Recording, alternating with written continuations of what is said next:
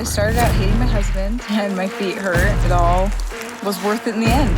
The pain we all seek. Right here.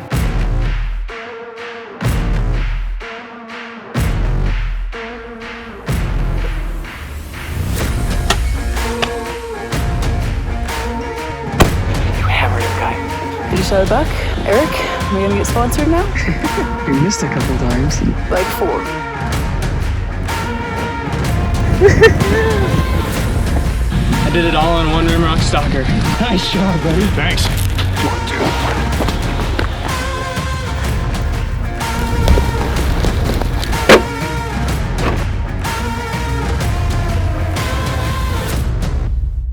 So we couldn't make it happen last night. We got close to those bucks, and we ran into a couple other guys, and they were hunting this. We were both hunting the same draw, so couldn't make it happen. We hiked out, came back in here at the end of the day, and we're just gonna drop in that same basin. All those bucks were running around, and yesterday there's at least 20 bucks, with like 5 or 6 being really nice ones, or good ones that I would shoot. So we're gonna head back in the same spot, and once we get up top, sit down, glass everything, relocate where all the bucks are, and then figure out which one we want to go after. So.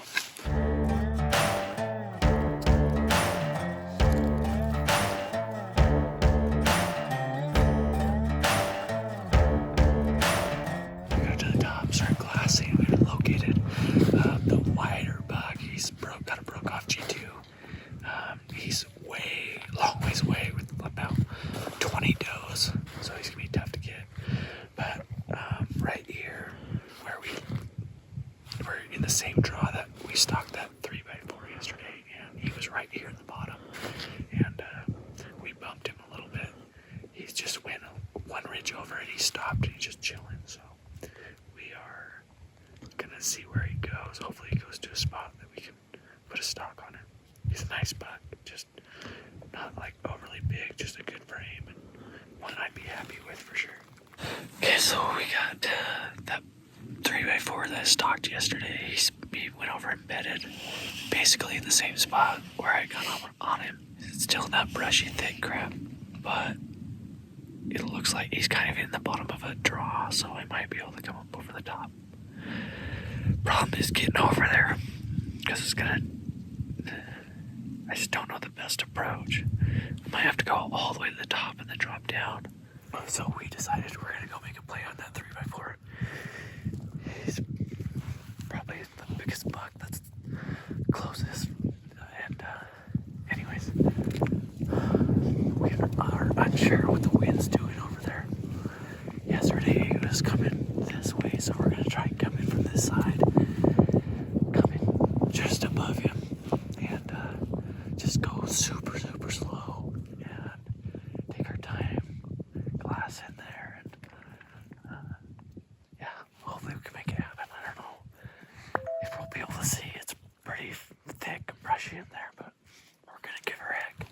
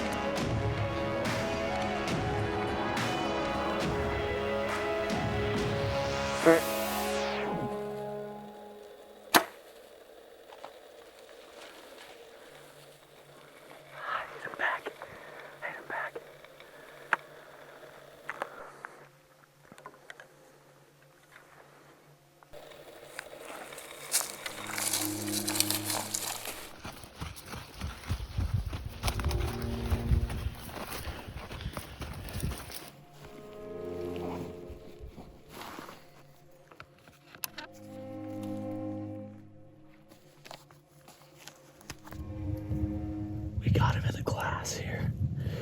After I took the shot, he went over the top, and we got up here and we got him going up this other side, this brushy hillside, and he just keeps bedding down, and they don't stand up, bed down. He's probably rebedded about 10 or 12 times, But he's in this little brushy draw, and he hasn't moved very far. And right now, he is hurting really bad, so I feel bad. This isn't the way I'd like to see him go down, but I'm kind of optimistic that he's gonna die right there, and we're gonna be able to recover the meat. So that's the positive. And so we're here just making sure we don't lose him, and we're gonna watch him till it gets dark, and then we gotta get out of here. Okay, I'm heading back in here. As easy as it would be to try and like hide the story and not tell the truth, like I'm just gonna be real, and you guys are along on the ride with me. This bow hunting, this happens sometimes, but just telling you guys a story, so hopefully someone can learn from it. But I shot this buck the other night about an hour before dark. We watched it bed down, and he looked like he was gonna die right there. So that was 36 hours ago. I had to go home. I had to work the next day. I did everything I could to try and get the day off, but it was just not doable, so I had to work. As soon as I got off work this morning, I cruised up here, and I'm up here. So I think he's gonna be dead in that same spot I saw him. So I'm gonna head in there, and I'm gonna try and glass it first, see if I can find him. Any maybe birds or something got on him already, I don't know. It's been really cold. It's about 20 degrees this morning. It's starting to snow right now, which is the worst thing that could happen if it snows. And it's supposed to snow about 10 inches tonight. So if I don't find him today, then it's gonna be tough sledding trying to find him after this. So anyways, I'm heading in here. I'll keep you guys posted, and hopefully, fingers crossed, we can find him. All right, guys, so through the glass, and immediately I started seeing some magpies, some crows flying around. So I threw up the spotter, and I'm pretty sure this crow is eating on him. And it looks like I can see legs and a body. I can't see a rack who's behind the buckbrush, but I'm pretty sure it's him. So I'm gonna head in there, and fingers crossed, I think that's him. And it looks like his body's pretty well intact. They're just eating, those birds are just eating out of the hole that I shot him through. So hopefully the meat's good. That'd be great. But anyways, gonna head in there and find out. Here we go. Oh, here he is. Oh, man. Oh, it's a bummer. He's pretty ate up by birds. Man, that's a bummer. Pull him out. We'll see what we can salvage. Luckily, things just worked out on this one. I shot him, as you guys could tell in the video. I was in the bottom of that draw over there, and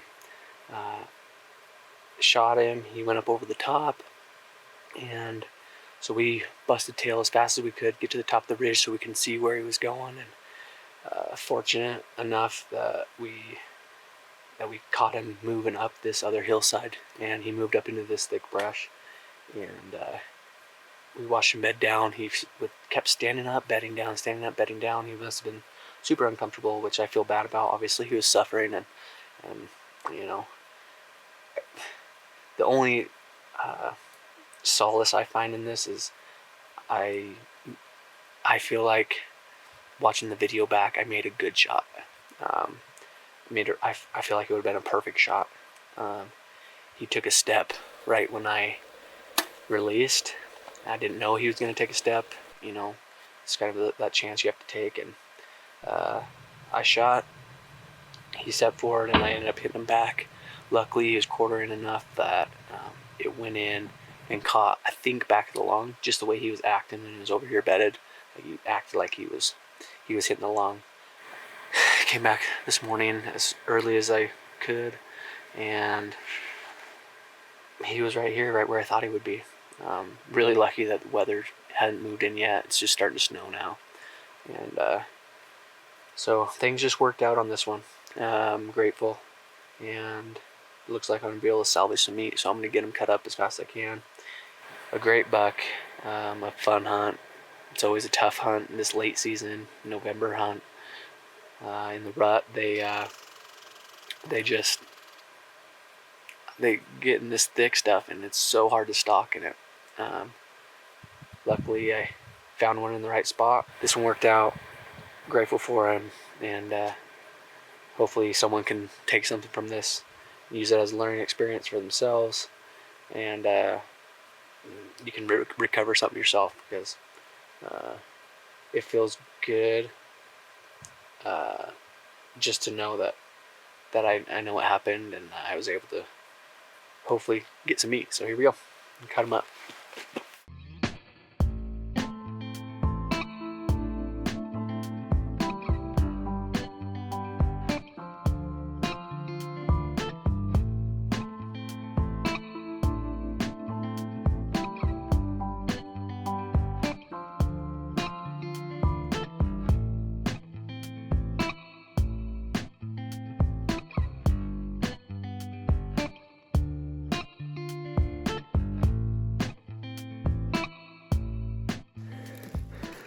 All right, so I got all the meat off, and just doing a little learning here. You can see I peeled the ribs back right at the diaphragm. So there's the diaphragm there. And you can see that's the liver, and you can see the broadhead hole in it. And then there's a broadhead hole in the ribs. So that was a liver shot. Doesn't look like I hit any lungs. I'll tear it open a little bit more and look, but mainly guts and hit the liver. All right, got her all loaded up, boned out meat on the frame, hammers on top and everything inside, bow strap to the back, ready to roll. This hunt was the perfect definition of bittersweet. Bitter because it wasn't the perfect quick kill shot that I would have liked, but sweet because I did recover the buck and all of the meat. Situations like this only drive me to practice and become better as a bow hunter. Thank you for sharing this journey with me and watching. We're gonna do a giveaway. We're doing 10 Mule Deer Country t-shirts. 10 of you are gonna be winners on this one. So go ahead, like, comment, and subscribe on this video. Thanks again for tuning into Mule Deer Country. Looking forward to the next episode.